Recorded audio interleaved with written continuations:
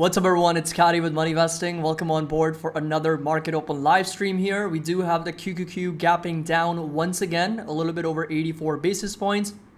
We got the SPY down over 63 basis points and the Dow Jones dropping a little bit over 0.5%, with the 10-year yields pushing higher. So the 10-year yields are up over 1.85% right now, pushing past over 3.25%. This is on the move, and we are very close to hitting that peak from back in June. So something to keep in mind.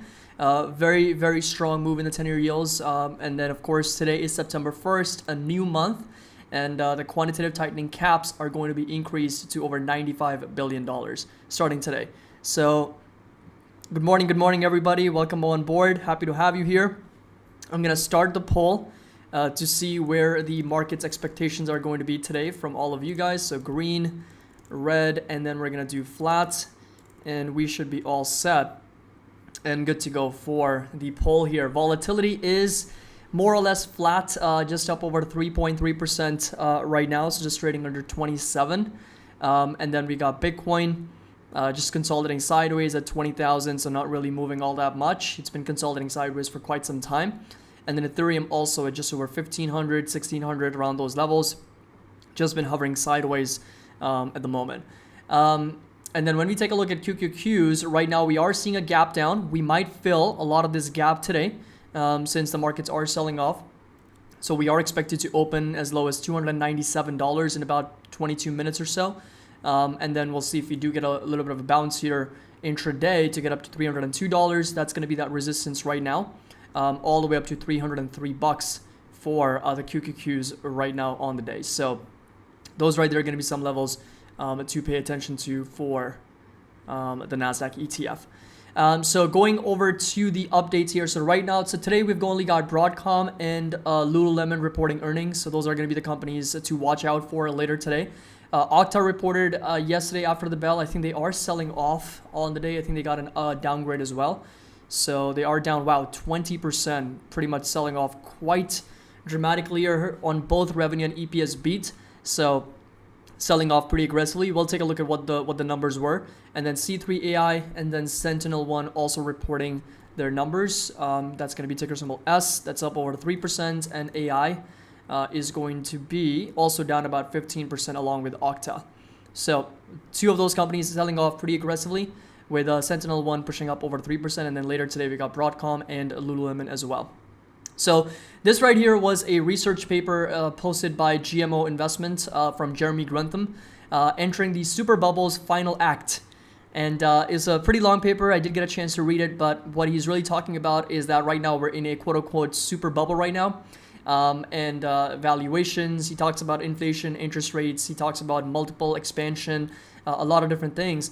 And then of course addressing the stages of the super bubble as well, and pretty much says that every super bubble goes through bear market rallies where the markets kind of retrace 40, 50, 60% of their losses from top to bottom. And this was again represented in 1929, 1930s, 1973, 2000s, and in 2022 the intraday peak on August 16th was for the S&P 500, we made back 58% of the losses since its June low. So the rally that we saw in the S&P from June low back up to August 16th high, that was 58% recovery of those losses from all-time highs to where we were.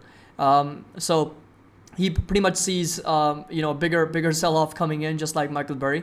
So they are calling this a quote-unquote super bubble right now. So some market players are starting to fear a major policy error from a central bank. However, in a research note on Tuesday, analysts at London-based Cross-Border Capital argued that the quantitative liquidity dimension is being overlooked, with the Fed's balance sheet reduction or quantitative tightening having an asymmetric impact on the economy. So the Fed sees QT, QE operating like an air conditioning unit whirring in the background, but we see QT as a wrecking ball that will ultimately reverse into another quantitative easing cycle for the Fed. So QT again is going to accelerate today. We know September is here. They're going to raise their caps, and as a result, the yields are really on the move. The yields should really be headline news like today. Like it's really pushing higher. It has been over the last several weeks here. It's pushed up almost 30%. We're back up to those levels from back on June 14th and 15th. And the markets still seem to be very much unaffected by how much the 10-year yields are pushing higher. So, the bond market definitely is telling us something with the 10-year yields pushing higher as aggressively as it is. And the spreads also all negative still at the moment. So going over to some upgrades and downgrades, but before we do that, I talked about this yesterday in one of our updates as well. So Nvidia stock falling after U.S. government restricts chip sales to China. So this was a catalyst that we talked about in our yesterday's update. Nvidia, I think, is down over 4.5%. It has recovered a little bit pre-market. So right now it's only down about 4.7%. Still trading inside sort of like this green rectangle. So sub 150, sub 145 levels. All the way down to as low as low 100s, low 110s is going to be the level to watch for Nvidia, where I would start to really nibble in at those prices for this company. So AMD also received a very similar license to not sell some of their AI chips, but it's not going to be a material impact to either AMD or Nvidia. I think Nvidia is going to be a little bit more. $400 million in the data center sales is what they're going to be affected for. And that's like just over 1% of their total revenues. So it's not going to be like a huge significant impact. But what's going to be a bigger question is, will China retaliate? And if so, how? Right? And if these US-China trade tensions will escalate even further, what will happen eventually? Like this is, kind of like a second episode of what we learned back in 2018 when, of course, we had different administration, but the US-China trade wars were pretty aggressive, pretty brutal, and the markets once again entered in a bear market in 2018, at the end of 2018 going into 2019, and the S&P was down about 20% from its all-time highs. So again, the question really becomes the big picture. Is this going to accelerate? Is this going to escalate even further? And then what's going to happen eventually with Taiwan and China and the United States? And that's pretty much the fate of all chip sector stocks, including AMD, Nvidia, TSMC, and Intel, all those companies. So very, very important catalyst as well. So going over some upgrades, downgrades, Morgan Stanley downgrades Okta to equal weight, and then Citi initiates Intuit as a buy, and then Bernstein reiterates Snap as outperform. Raymond James downgrades Bed Bath & Beyond to underperform from market perform. Bank of America initiates Datadog as a buy. Bernstein reiterates Nvidia as outperform, but they did lower their target from 210 down to 180, which I'll also talk about here in just a minute. There we go. Bernstein trimmed its price target on Nvidia after a regulatory filing revealed the U.S. is restricting the chip maker from selling certain chips in China, and they lowered the price target down to $180 from $210 because of the expected $400 million loss on the data center sales estimated by the chip maker. So jobless claims also came out at 8:30 a.m. Eastern. We came in at 232,000, the lowest level in 2 months, and that's a pretty significant decline, right? Jobless claims once again falling to 232,000, a decline of 5,000 from the previous period and the lowest since June 25th. And the economists were expecting 245,000. So once again, that is the labor market's just been so mixed in terms of the data that it's been crazy, right? Some weeks we've seen initial claims kind of spike up and ADP miss on jobs in terms of how much job growth we had. And the non-farm payrolls comes in very, very strong. And unemployment rate edges down even lower. And then some reports we've seen jobless claims, kind of come back down, not really go up that much. And then, of course, tomorrow we've got the actual non-farm payrolls again, which the expectation really are for them to be strong again. For us to have added 293,000 jobs in the month of August and for the unemployment rate to stay steady at 3.5%. So, a lot of the companies that are laying people off and that are putting on hiring freezes, that are pretty much rescinding all these job offers, it's not kind of manifesting into the actual labor market. The labor market somehow is still very strong. We'll find out tomorrow, of course, at 8:30 a.m. Eastern, so it'll be an earlier live stream. So we'll be listening in on the jobs report, but right now, still very, very strong. And if it does come in with a very strong report, if labor market's going to be very good, unemployment doesn't move, stays at 3.5%, well, that's not going to be great news for the market, considering that the market will start to anticipate an aggressive Fed once again.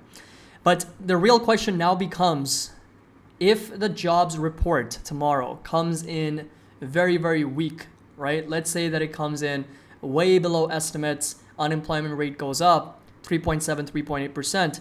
Does everybody here watching this live stream, 305 people, what do you think the market's reaction will be to a very weak labor market report? Will it be positive or negative? I want to know from you guys, because theoretically it should be positive, because that's going to start to, once again, raise the question of a Fed pivot.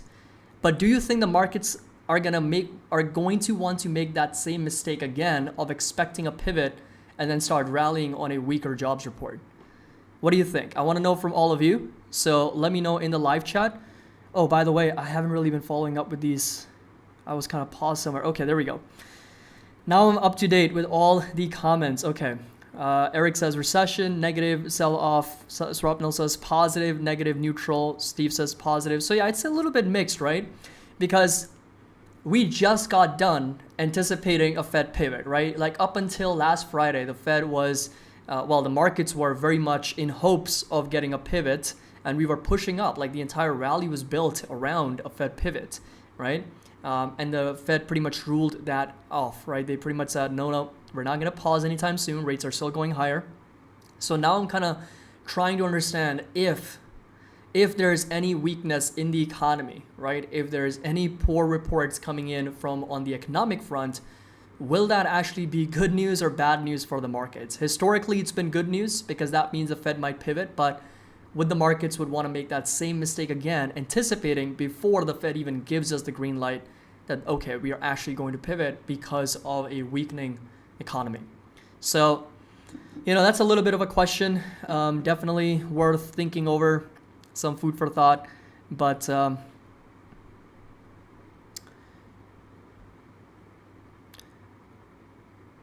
if the job data is lower, then chance to interest rate 50 basis points. Yeah, and that's the question. Would the market still even consider 50 basis points? Because the Fed has already told us they don't care about the jobs market. They don't care about anything else other than inflation. Their main goal is to bring inflation down. So regardless of how bad the economy gets, would the Fed continue raising rates? And if so, how much and until when, right? Those are some questions that I think we need to kind of answer.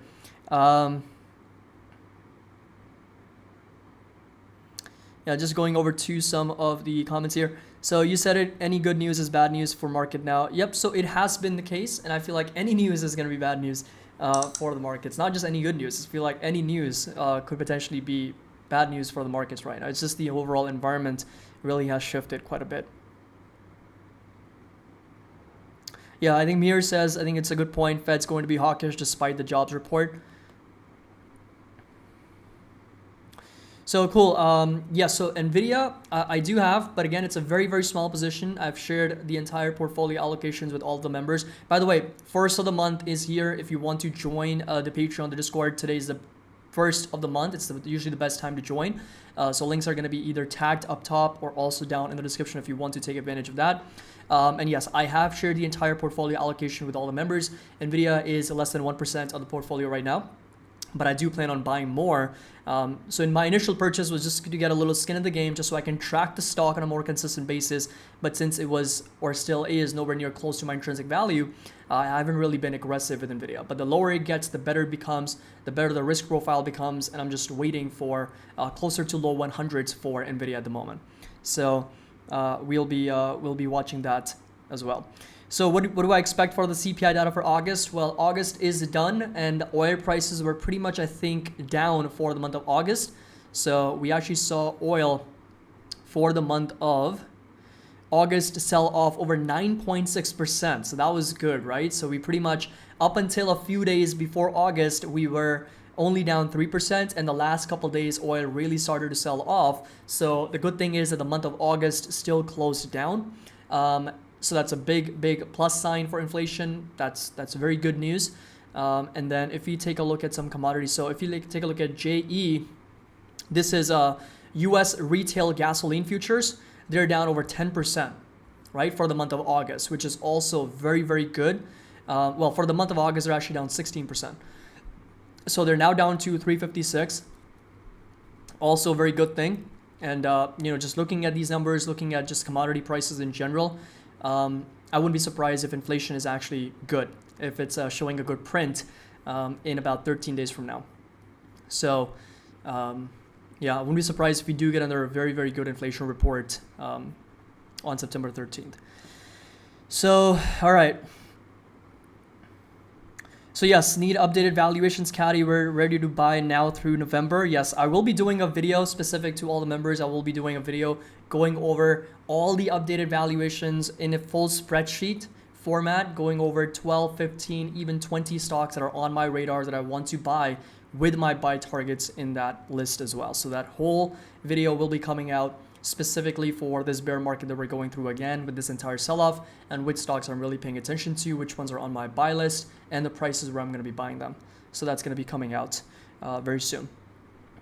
Yes, Okta selling off. Let's take a quick look on their earnings. Let's see what they actually reported. They're down over 22%. They actually beat on both revenue and EPS, but they're still selling off. So they reported a non-GAAP loss of 10 cents per share, improving from 11 cents per share same time last year. And analysts were expecting 30 cents per share, so they actually beat on EPS. And the revenue came in at $451 million, up 43% year over year from $315 million. And analysts were expecting 430. So we got a nice revenue beat and we got an EPS beat. And looking forward, the company says they expect a net loss of 25 to 24 cents per share, and revenues between 463 and 465 million. And then it also sees an adjusted fiscal year 23 loss of 70 cents per share, revenue 1.81 to 1.82 billion. And the analysts were expecting 28 cents, and the revenue between, for fiscal year 23, analysts were looking at $1.11 per share. Okay, it might have been the earnings per share for the full fiscal year. That might have been the issue, because we got a revenue beat, we got an EPS beat, we got a forward guidance beat on the third quarter, but miss on the full year. Because they're only guiding for a loss of 70 to 73 cents per share, whereas analysts were expecting $1.11 per share in adjusted losses. So actually they beat on forward guidance as well on both the revenue and EPS. So yeah, surprisingly they are down. So it might have something to do with something they might have said on the earnings call, but just on the surface, the numbers don't look all that bad. Of course, considering that they're not profitable yet, but revenue beat, earnings beat, stocks down 22% right now. All right, let's see. So how will Lululemon do? Let's take a look at their stock. So right now they are kind of like in this potential head and shoulders pattern. So we're just been trading sideways, getting a little bit of a rejection at that 200 simple moving average. So 260 is going to be that level to watch for Lululemon, at least that near-term support. And then all the way down to as low as 160 levels, right? That's going to be, I think, my fair value for Lululemon is going to be sitting around 160. So that's going to be the intrinsic value. And the earnings estimates are about $1.86 and $1.77 billion in revenue. Lululemon is actually a very, very well-run company. It's a really good brand. I've done an analysis on this company. I really like it, but it's just a valuation. The valuation needs to come down. It's trading at a very, very rich valuation for a retailer. Almost 40 times earnings, 6 times sales, 43 times cash flow. So come on, that's really high. So yeah, great company, but just needs to come down for me to be a buyer. But support level is going to stay put at 260 right now.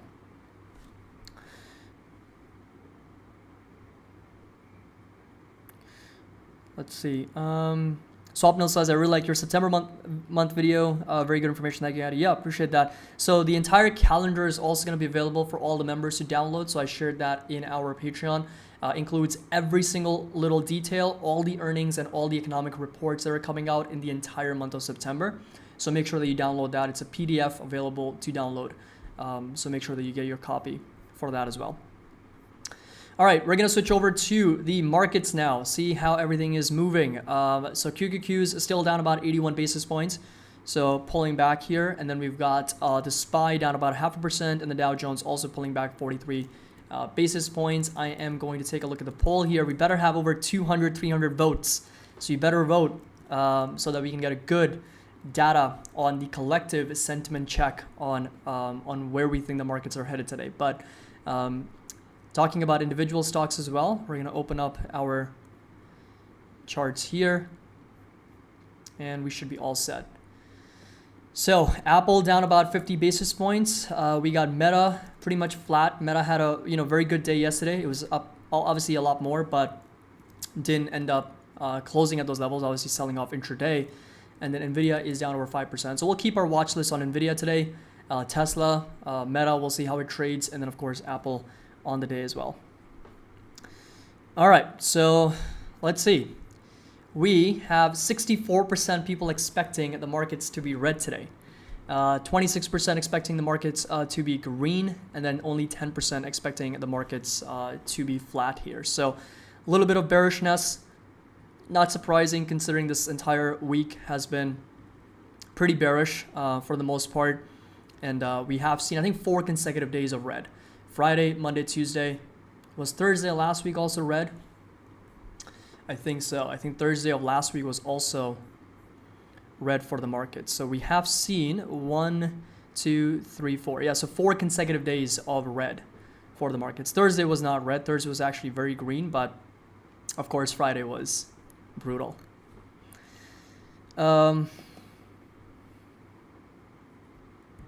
Yes, markets are going to be closed Monday as well, in observance of Labor Day. So we have no trading on that day. So we've got a long weekend ahead of ourselves after Friday. So yes, CrowdStrike, I promise there will be a video coming out soon. I just need to get around doing an analysis on them as well. So CrowdStrike and ChargePoint are 2 companies that I will be doing an analysis on very soon here because of earnings. So we'll take a look at them very shortly. But again, CrowdStrike, trades at a very, very high price to sales multiple. It's trading at over, 24 or 25 times sales. So just on a price sales basis, it's just not really appealing for me personally. It's just really, really high from that multiple standpoint. So yeah, but we'll keep a close eye. I'll do an analysis on them very soon. All right, QQQs. Again, gapping down. We're probably going to open around here at this level. So I'm going to assume this gap to be filled a lot today. This is actually going to turn into a resistance now. We'll go ahead and turn this level back into a resistance for the QQQs. And of course, we got support all the way down to 293. That's a level where, we've gotten a little bit of a bounce in the past back in July, and a little bit of validation here as well. Yes, Tina, I'll add box to the list as well. You see, I've got so many videos to catch up to all these here. And then not to mention that we've also got a whole spreadsheet of stocks to analyze as well. So I'll definitely get around them. So Polestar, Howard, we have talked about Polestar on the channel very briefly during our live streams. Unfortunately, as much excitement there is about Polestar and everything that they're doing with deliveries and all that stuff, there's very little data, quantifiable data, by which I mean revenues and earnings and cash flows for me to analyze anything right now. So it's going to be mostly driven based on qualitative factors, such as how well the technology is, how good the sales are so far, what the pre-order numbers are, all those types of things, which, there's going to be a high risk, high reward factor with Polestar. So as the company kind of progresses and has those developments, I will be sure to kind of analyze them in the future. But right now, unfortunately, there's very little that we can look into for the company from a valuation standpoint. So it's hard for us to forecast. But anyway, the markets are open now. Nasdaq is going to open down close to 85, 90 basis points. S&P is already down 60 basis points, and the Dow is down about 108 points so far.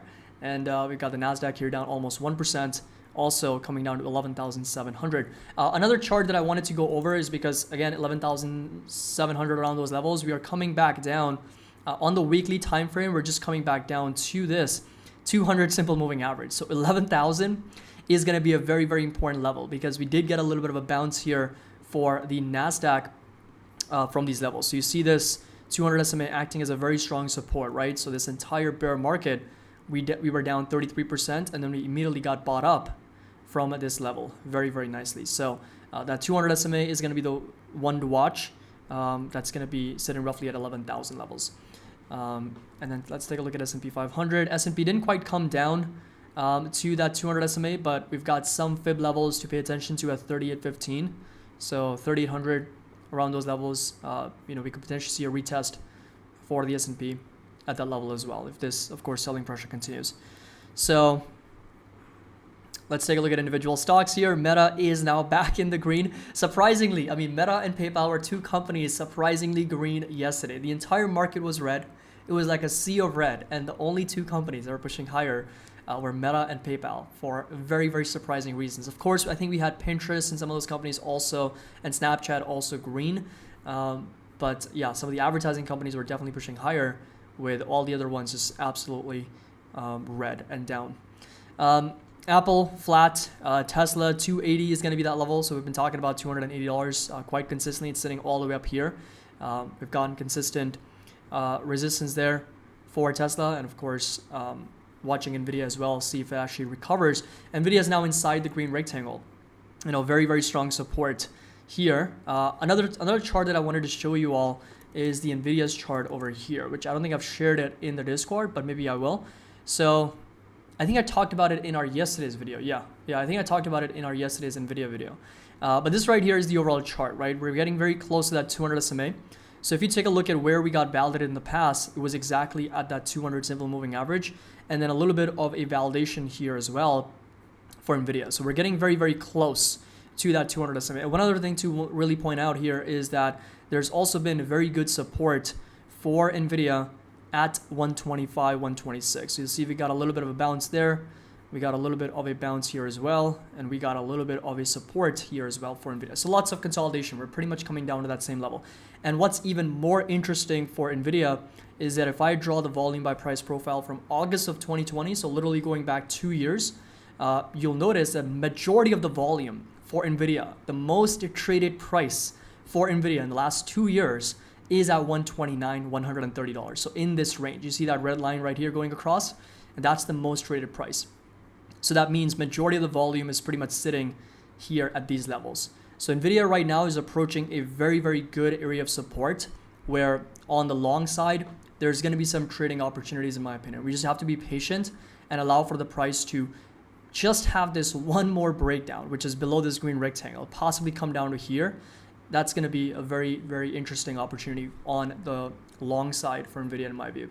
It's going to give us some very good risk reward trade-off at that level. So yeah, that's going to be Nvidia there. So right now, just still down 5%. AMD is down over 3.4. I think the entire semiconductor stocks are probably getting hit pretty bad today. So semis, we've got, so Lam Research down, AMD, Qualcomm, TSMC, Micron, Broadcom, on Semiconductor, Intel, Texture Instruments, all of them are pretty red on the day. And there we go. QQQ is kind of accelerating this selling pressure, and we are now starting to fill a lot of this gap. So we got a little bit of a gap unfilled up top, and then we've also got a little bit of and then we got a little bit of a gap unfilled at the bottom as well, right over here.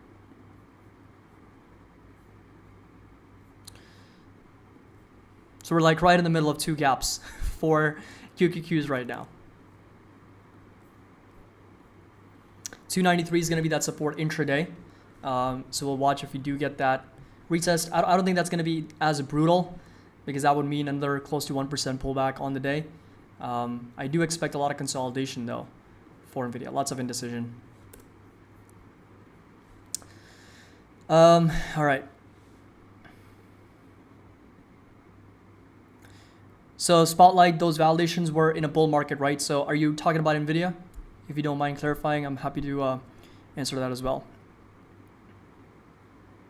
So yes, bonds selling off as well. Thank you. Somebody mentioned and talked about the bond market. So TLT definitely pulling back another 1.7%. And, again, the 10-year yields, I feel like that is one thing that is slowly and steadily kind of creeping up. It's back over 3.2.5%. 1.66% green now. We're almost back to the same level as when the S&P 500 bottomed on the year. This is June 14th, 15th. When the 10-year yield started falling, this was a 20% drop. In this time period, the S&P 500 has gone up. It's gone up 16% in that time period when bond yields were selling off. Nasdaq went up 22%. And since that time, we've seen a reversal in the 10-year yields. They've gone up 30%. and the markets have been unaffected by it. So next level really to pay attention to is going to be 3.4, of course 3.5%, around those levels. So I think it's going to continue to put some pressure on equities. It's going to start competing with the dividend yield of the S&P 500, the earnings yield of the S&P 500. Your hurdle rate, which is your required rate of return, also goes up because think about it, right? If you are going to be taking on more risk by investing in equities, you want something a lot more than 3.2.5%, because you can already get that now with the 10-year yields. Just a few weeks ago, this number was down to 2.5%, so that your required rate of return on equities is going higher, right? So that means lower valuations for a lot of these companies.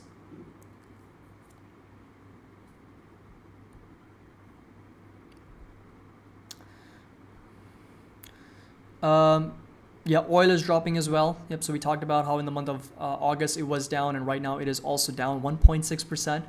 So that is good, but we are coming down to a very strong support here. If you can crack below that level of $87 per barrel, in fact, we have come down to 86 and as low as 85.74. So lots of demand here for oil. We'll see if the prices kind of pull back and sell off from these levels. If they can, that would be very, very nice. But this is the big breakdown that we're looking for. This is it. We're just back down to that level for oil.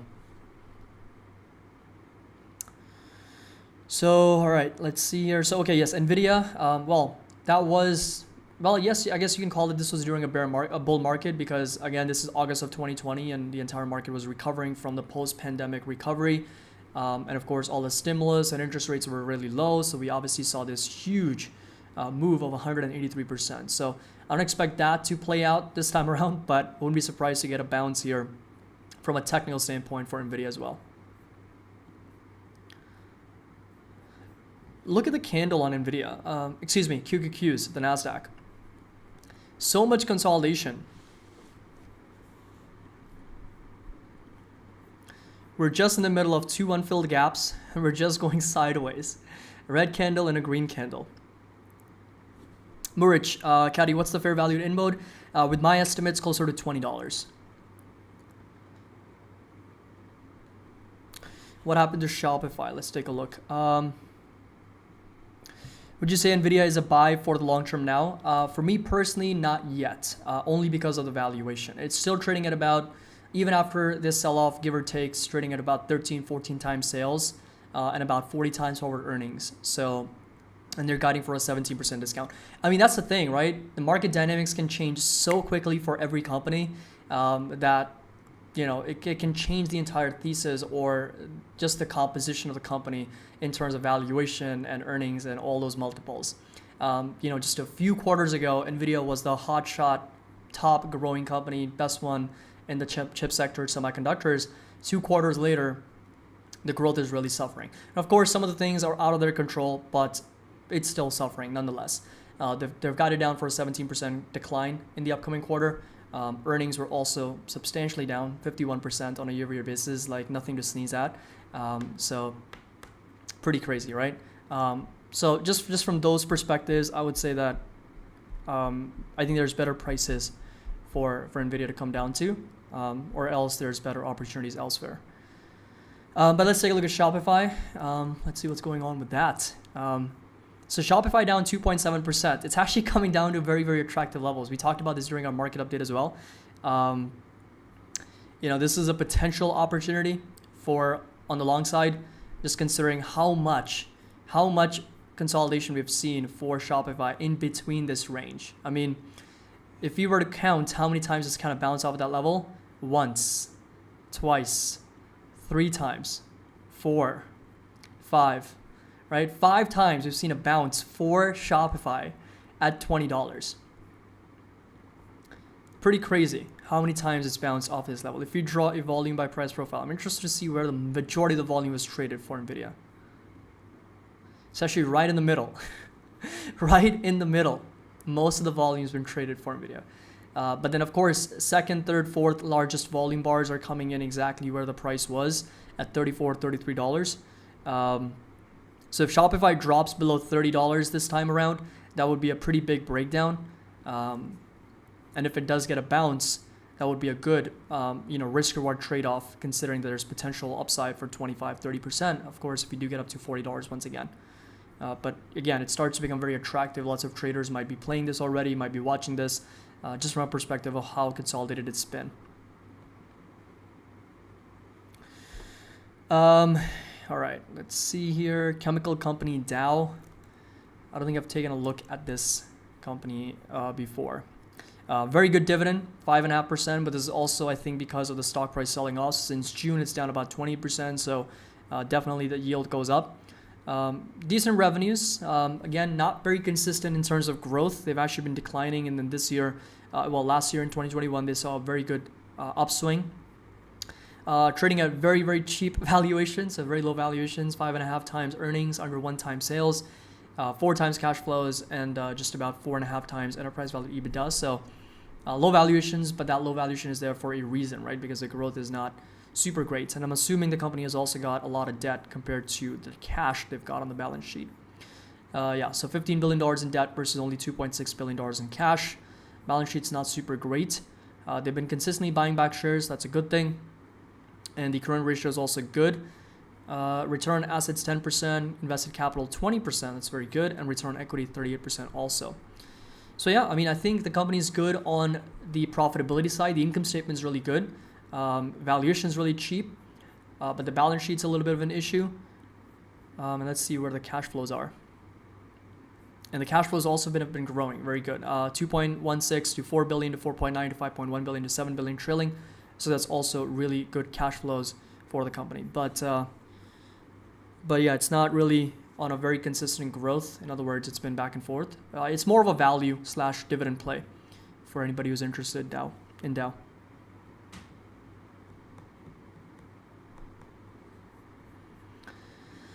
All right, let's see here. How are the markets doing? So Nasdaq pushing up here. 2 very strong green candles coming in. S&P is also trying to recover. And we've got the Dow Jones also barely, only down 0.5%, but starting to slightly recover on the day. So Dow 30, we've got biggest laggers are going to be Boeing, Exxon, Chevron, Caterpillar. And then the ones that are green very much, 3M, Pfizer, Johnson & Johnson.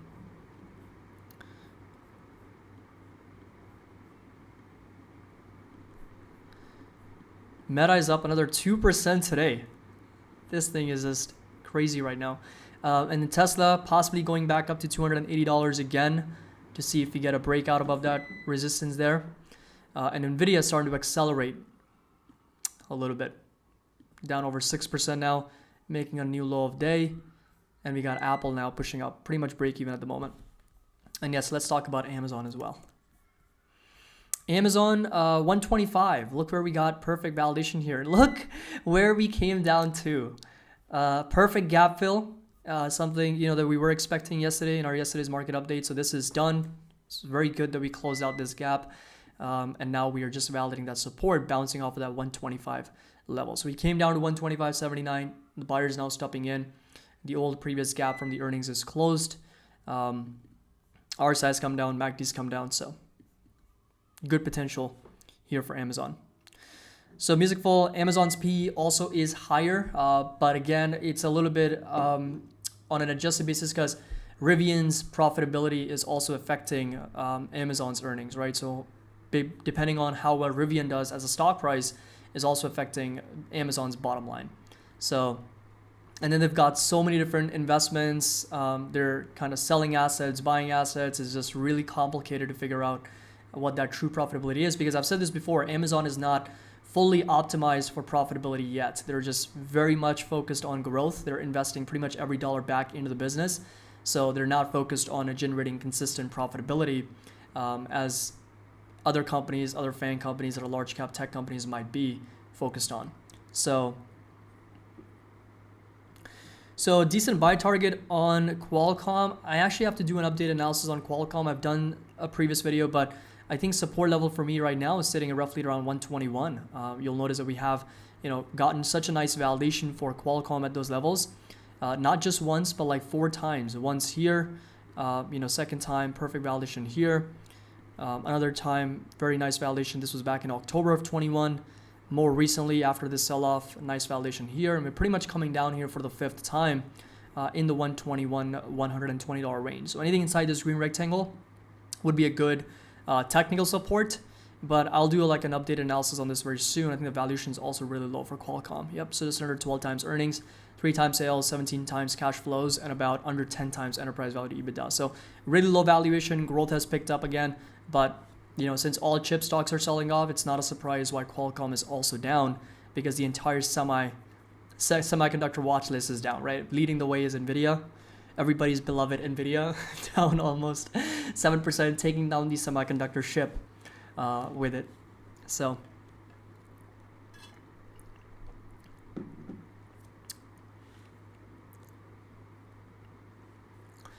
yeah, Google and Meta, I think, are two companies that are very, very green at the moment still. So if you take a look at our FANG Mint stocks, Google and Meta are both up 1 to 2% each respectively. Amazon and Netflix are more or less flat. There's been a little bit of shift in advertising, right? I mean, if you take a look at advertising companies, only PubMatic, Digital Turbine, Trade Desk are slightly down, but Snapchat following that up with another 6% gain. Meta, Google, Pinterest, Amazon, they're all green at the moment. So, well, Nvidia is really going to break 140. It's actually going for 130s now. It's really going for 130s. Almost. Low for the day, 140.20. Yes, so Think Blue, we have already talked about Okta like a million times if you want to go back. And we also broke down the earnings. You can check that out and then jump over to the live stream. But we have talked about the technicals. We've talked about the fundamentals, the earnings, all that stuff. We don't have a fair value for IIPR, but I will do an analysis on them very soon. I'll add them to the list of stocks that we can take a look at. Nvidia just holding on to 140 right now. Just the low for the day, it was 140 and 1 cent. Literally. MongoDB, I think I've heard of that company.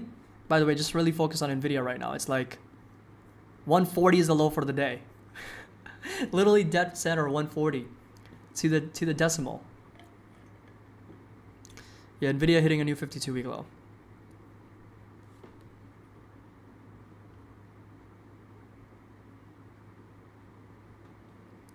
And there we go. Just a breakdown on 139.50s. Yeah, lots of volume just comes in during these critical levels that need to be taken out.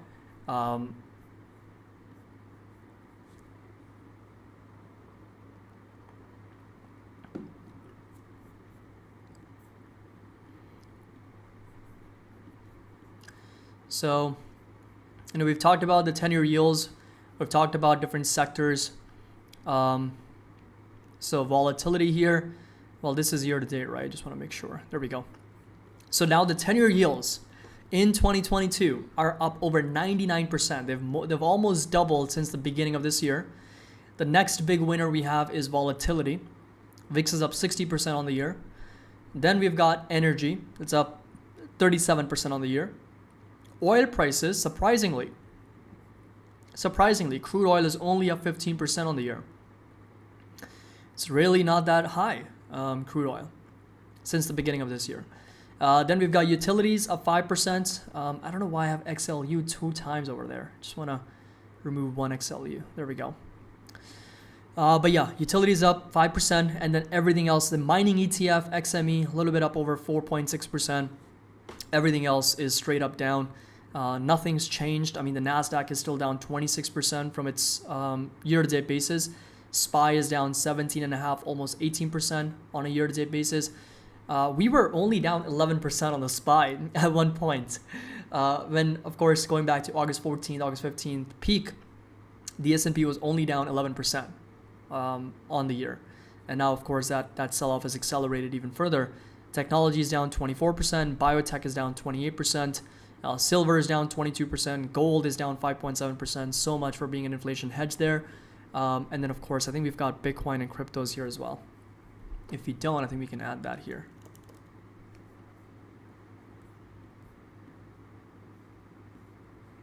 Yeah, I don't think they're making the list because they're too far down. How much is Ethereum down year to date? Yeah, 50. Yeah, okay. So they're not even making the list because, well, they're making the list, but they're too far down. You can't see that.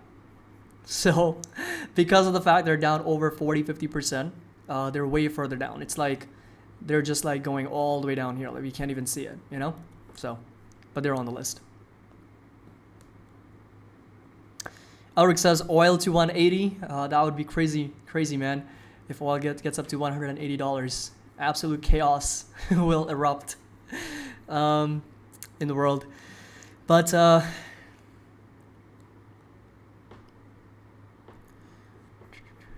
let's see. So Nasdaq kind of rotating back down over 1%. So Max is in Nvidia on a level for a trade. So Nvidia at level for a trade, I'm really paying attention to. Roughly under, wow, it's down to 138 now. Roughly under 130. Roughly under 130. I mean, the closer it gets to that 200 SMA, which is sitting at 125.90, 126, is going to be the best. I think if you want the best risk-reward trade-off for reversal trade, not just from a long-term perspective, let me be very clear. This is not a price I'm talking about personally for a long-term perspective, because for me personally, the dollar cost averaging price for Nvidia is sub 100, right? We've talked about this. With or without the margin of safety, you know, with a little bit of flexibility, it's going to get up to 105 or something, but it's going to be really, really low. But from a technical standpoint, just from a trading perspective, short term, that 200 simple moving average is going to be the one to really watch, sitting roughly at 126. So that's the one to watch.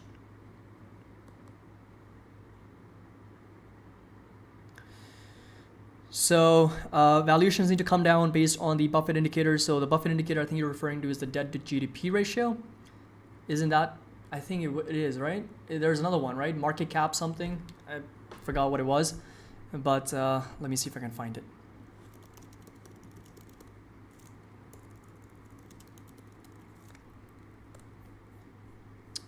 All right. All right, so U.S. stock market valuation to GDP, yeah. So that's the one. Let's see where we are. All right, aggregate U.S. stock market value is $43.3 trillion. And right now the analyzed GDP just under $25 trillion. The Buffett indicator as a whole sitting at about 173%, yes. So really, really high at the moment, of course, this metric is. And this is the overall aggregate market valuation versus where we are. So the internet bubble, we got up to as much as 69%. And then 170% market value of GDP, 36% higher than the long-term trend line. So, yeah, I mean, you know, I think, so we also have to take into account inflation, right? We also have to take into account a lot of things when we're just looking at these just nominal numbers, because a lot of things have indeed changed in the last like 40 to 50 years. I mean, 40 years ago, financial services was the biggest sector in the S&P 500. Technology was pretty inexistent, right? And then after 2000s, technology has pretty much ballooned to now 25-30% of the S&P 500, whereas financials have come down to under 10%. So the whole composition of the S&P, the markets in general, the sector weightings, a lot of things have changed and evolved so much that these numbers start to obviously not make full sense, but of course they hold their weight in itself. So AMD, let's take a look. So I did a video recently. Wow, it's come down to $80, down almost 5%. Let's take a look at cash secured puts. This is something I'm going to be interested in now today. The premiums better be good for advanced micro devices. I really feel bad for AMD because it's one of the only tech semiconductor stocks, in my opinion, right now that is so well run that is still posting very good numbers. Like it is still posting, it's still beating revenues, still beating earnings. It is still coming out with very strong guidance. It is still reiterating a 60% growth this year in revenues, right? So it's one of the very few companies that is still pushing forward. It's kind of like a Tesla right now, just getting caught up in all the chaos that's going on around it. And I feel bad for AMD that it just always gets pulled down on any type of news that's surrounding semiconductors or chips and whatnot. But let's take a look at 30 days out, September 30th. We're going to be looking at puts. So $75 is 220. That's a very good. I think that's going to be 4% ROI or return on collateral pretty much. So 72.80. That's going to be just over 3% for advanced micro device for 30 days out. Still not a lot. I mean, usually you do see like at least 4%, if not more, for these puts, but it's just not that much. $80 is going to be 385. 76.15. Yeah, that's going to be 5%. But that's very much close to being in the money, right? So, I mean, the price is $80.70. That will be pretty much in the money after a 70-cent drop on the stock. And, you know, chances are really high, 0.44 delta. So, yeah, I'll be looking at, of course, AMD. But again, if you go over and watch the video that I did about 3 to 4 days ago, there were three stocks that I mentioned that I'm planning to buy during this market sell-off. Does anybody remember what those three stocks were? If you watched it, pop quiz. Should be very simple. We talked about three stocks in the most recent video that I did. Yes, Saram says AMD, Spotlight says Google. Yep, Matthew says Tesla, AMD, Google. Yeah, so these were the three companies, but does anybody remember the fair values for them? The fair values which we had on the spreadsheet.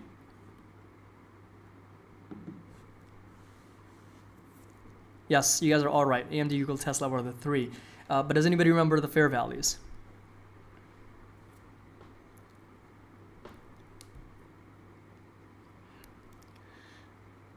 Yes, so Google was below 100. So we're going to wait a little bit. AMD was, well, I don't think it was AMD 75. AMD was not 72 either.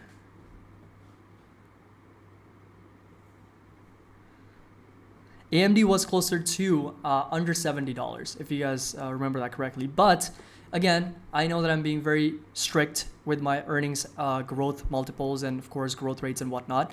So $72 is going to be a really strong support for AMD. So this right here is the level that I'm really paying attention to right now. So inside this green rectangle, that's the one to watch. Tesla was 200, closer to 200. Yeah, Tesla 200. Musicful says 200. Yep. AMD fair value 109. What? 109. Yeah, Tesla below 200, AMD below 75, closer to 72, $70 or even lower, and then Google sub 100 was those three intrinsic values.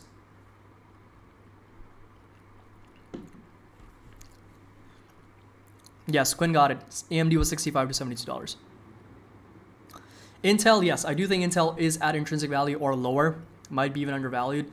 But it's kind of like Intel's the US Alibaba. I feel like it says it's undervalued, but it's gonna stay undervalued for a while. Like nobody knows when it's gonna really start to reach its full potential.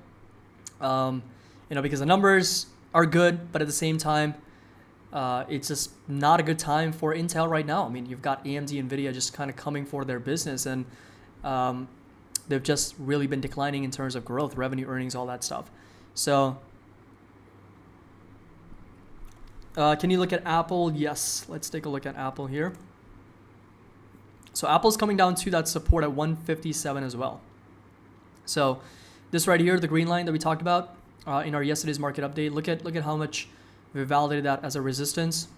So resistance here, support here, support over here as well. So very, very strong support level at 157 for Apple. Right, so lots of validation there. Right now we're getting a bit of a bounce. RSI has come down. MACD's also been selling off as well. And then all the way down to 150s is what I'll be paying attention to for Apple.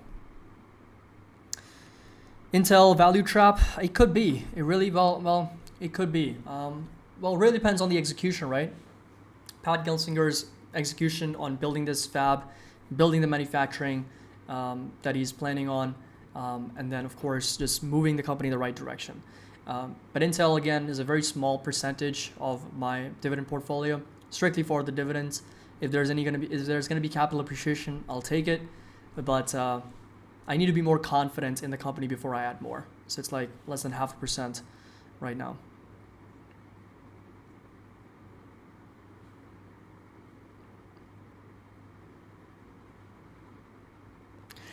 Oh my god, Me Market says, very thrifty, bro. You shop at the dollar store. Well, yeah, that's the thing, right? You gotta be extremely frugal in the stock market. Like you gotta be extremely, it's your hard-earned money, right? You want to get the best deals out there. It's just like, when you're going shopping, right? You're buying anything. You're buying groceries, you're buying a car, you're buying a house. You want the best deal, don't you? Right? You want the best possible prices for everything that you buy, right?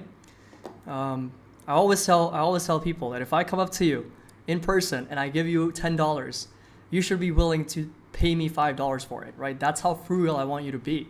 I want you to buy a $10 bill from me for $5. That's how I know that, okay, you've been watching me consistently.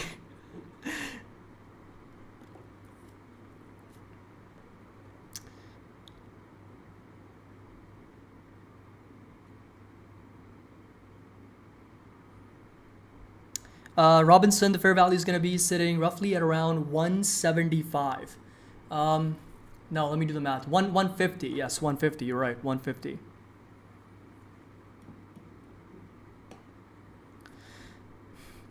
But one thing I want to mention is that I did kind of update a little bit because I was taking a 40% growth and a 35 PE or a little bit higher PE to get that PEG ratio aligned at closer to 1.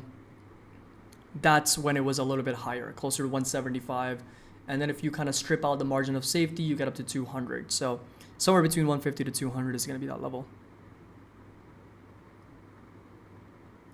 So Millie, what if the value doesn't hit the fair value and goes up? Well, then you look at other stocks. I mean, there's over 8,000 stocks in the United States alone. There's plenty of opportunities in the markets. There's going to be great companies that always get dislocated from time to time. There will always be times when you can find great companies that are dislocated. That was one of the lessons that we learned from Mark Mahaney at Evercore ISI. If you've had him on the channel, we interviewed him.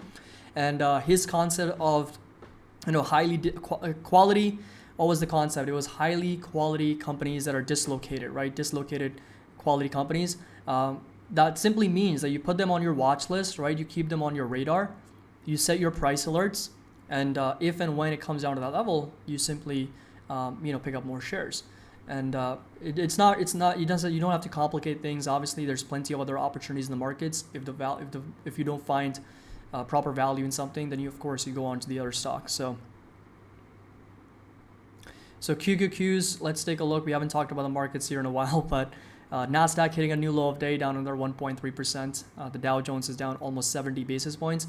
And the S&P is down over 94 basis points. It's really surprising, isn't it, how the markets really just misjudged the entire pivot. Because one Friday's meeting. Okay, I want to do a quick poll. How many people here were actually surprised with everything that Jerome Powell said on Friday, right? So was it something that he said that he hasn't already mentioned before, right? So were you surprised? Or let's just say this, did Powell say anything new at the Friday speech? Yes and no. Did Powell say anything new at the Friday speech, right? Last Friday's speech. Right? So I'm kind of curious about what everybody thinks there.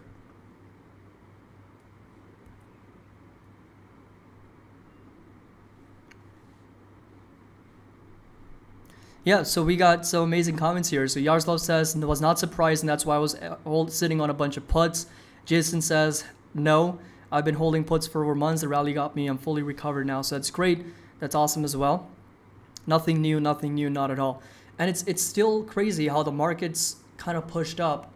Well, I think there were two narratives that kind of played into it. Oil prices coming down, yields coming down, definitely had a lot to do with it. Oil prices during that same time frame have pulled back. I mean, if you take a look at, where oil prices peaked back in June, where were we on June 15, 16, right? So you look at where we were on June 14, right? We were exactly at 123, right? From June 23rd, from June 15, 16, we pretty much dropped 30%, right? This is the exact time frame, right? If I bring up the lines here, right here. So this is, if you take a look at where we were, June 14th to this right here, this drop all the way down to August 16th. In those two lines in between, oil prices have gone down 30%. I think that might have been a narrative as well. And then if you take a look at the 10-year yields,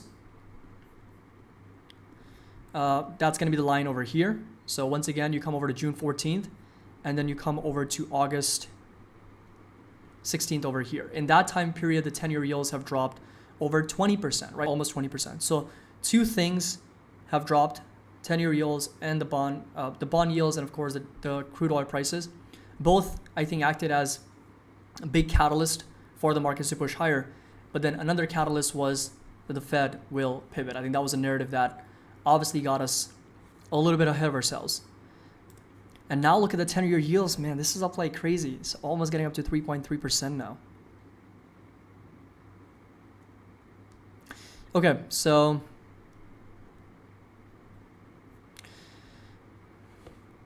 Oleg says key change was in inflation, valid for the markets to move up. Yes, I agree. I think the inflation numbers came down, but it was only 1 month though, right? It was only 1 month. One data point does not make a trend. If we get a very strong CPI report on September 13, meaning that we get much better than expected numbers, if inflation again rolls over and we see a number below 8.5, 8.4, 8.3, under 8%, and month over month we actually see no decline, no change, or even a decline, then yes, I think that's a very good report. The markets can celebrate on that day. But look at this, 91%, right? 91% people out of 103 votes were not surprised by anything that Jerome Powell said on Friday, right? Nothing new. It was the same stuff. And yet the market still managed to sell off on everything that Fed said on Friday. Isn't that a crazy just concept?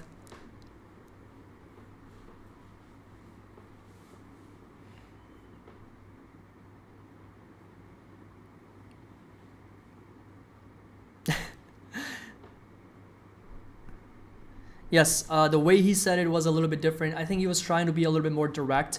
I think they're walking a very tight rope, right? They're walking pretty much in a fine balance where they don't want to come across as they're going to crush the markets and the economy, but they also don't want to come across as people that are going to let everything slide and eventually pivot so that the markets can keep pushing higher, right? So they have to be right in the middle.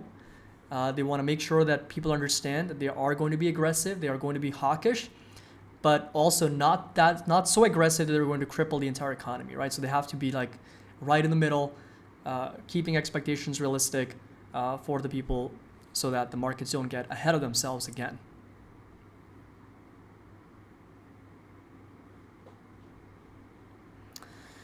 So he kept saying pain. Yeah, he did say, of course, some pain to households and businesses. We'll find out soon enough whether it's some pain or a lot of pain.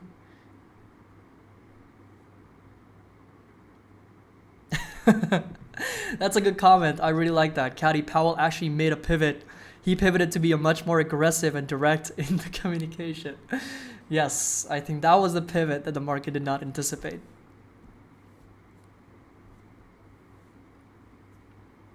He mentioned Volcker. Yep. So those are the 3 lessons that they have learned.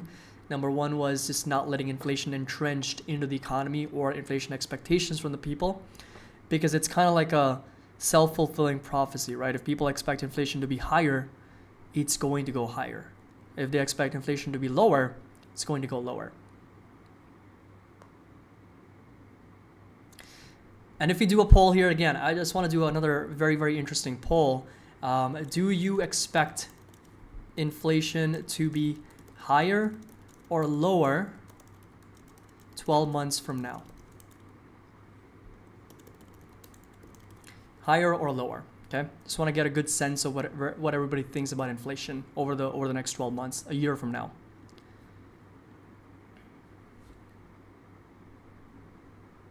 So what's the ticker for QQQ versus SPY? So if you're asking about the relative performance chart, is that what you're asking for? The relative performance? And yeah, Spotlight says, please like this video. Make sure to like this video.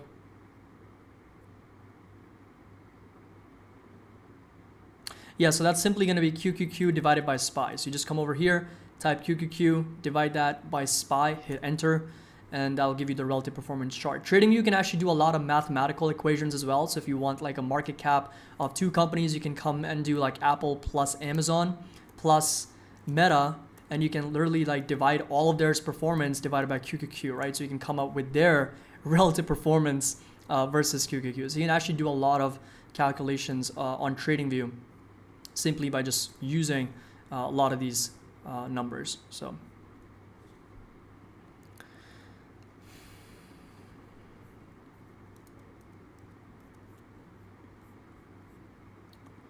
So we got Nvidia down over 8%, Apple down almost 0.5%, Meta is barely flat. We got Tesla down over 1.2. And then, well, everything else is just great. Selling off aggressively. Okta is down almost 30% on NEO. Wow, 7% pulling back. So, Kevin says we're doomed. All right, let's see where we are with the poll here. So 74% expecting for inflation to be lower 12 months from now. Interesting. Only 26% expect inflation to be higher. So interesting. So the expectation really is that if prices are going to come down. So yes, we'll take a look at MongoDB as well. I'll add that to the list.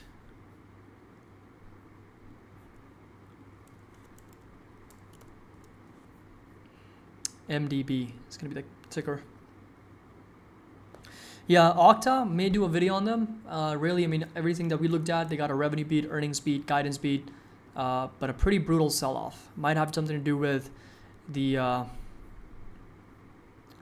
earnings call.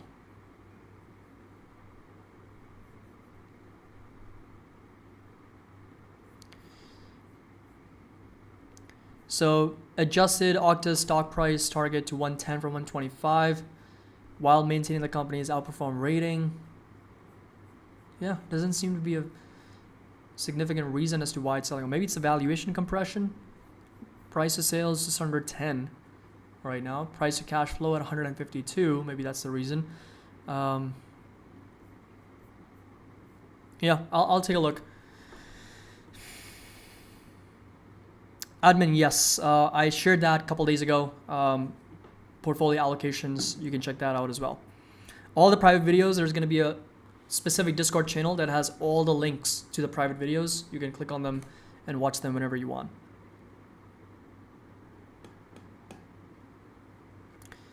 DLO, Puneet says DLocal. All right, let's see here.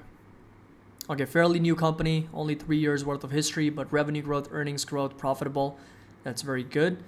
25 times sales, Puneet. Come on, man. 25 times sales is this company trading at. So market cap is at over $7 billion, and they did just over $244 million in revenue. Yes, so that is pretty expensive valuation. Yep, 28 times sales. Right now. So, but yeah, we can take a look at this from a more fundamental basis as well. Seems profitable, so that's good. We've got, decent gross margins, 55%, 30% net margins. That's also good. Current ratio is 1.7. Assuming very, very low debt. Let's take a look. Cash is sitting at, so very low debt. Only under $10 million worth of debt. $411 million in cash. So that is really good. So balance sheet's great. So far what I've seen, balance sheet phenomenal. Cash flow positive. Share count is not going up all that much. Pretty stable, not really going up that much. Good gross margins, good current ratio, but it's just a valuation, Everything checks off except the valuation. 25 times sales, do I really want to pay that much? I don't think so.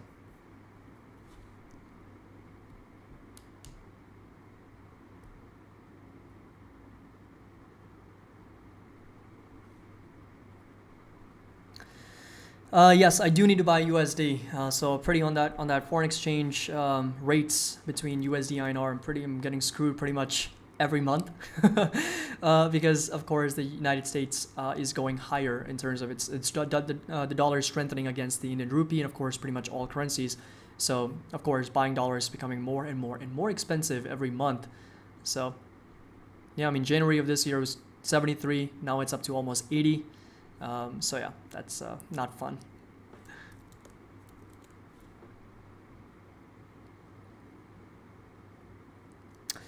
All right, everyone. So that is going to be it. A little bit of a longer live stream today, but we've got now the S&P and the Nasdaq and the Dow all making a new low of day. We've got, QQQs potentially coming down to 293. This gap is also unfilled now. So I'm going to close that one out. 293 is going to be that next support level to watch for QQQs. Volatility is on the move. It's up another 4.5% back over 27. Remember where we are net buyers of stocks. Watching 35 all the way up to 40 levels inside this green rectangle for us to really start looking into some stocks again. So hope you all enjoyed this video and of course this live stream. Thank you so much for joining in. Make sure that you drop a like because right now we're only sitting on 222 likes with over 477 people watching. So half of you still need to do the job of liking this stream. So thank you so much. And remember, today's the first of the month. So if you want to join and be a part of our Patreon Discord community today, it's the best time to join. And you'll get access to all the alerts, the market updates, and of course, all the private videos, portfolio videos, everything is going to be included. So thank you so much for joining. Really appreciate it. Hope you all have a great, fantastic day. And then, of course, tomorrow is the last trading day of the week, and then we're going to a long weekend, and Monday is going to be holiday. So we'll talk about that as well. Tomorrow is going to be an earlier live stream because of the labor market report. So thanks again. Happy investing. I'll see you guys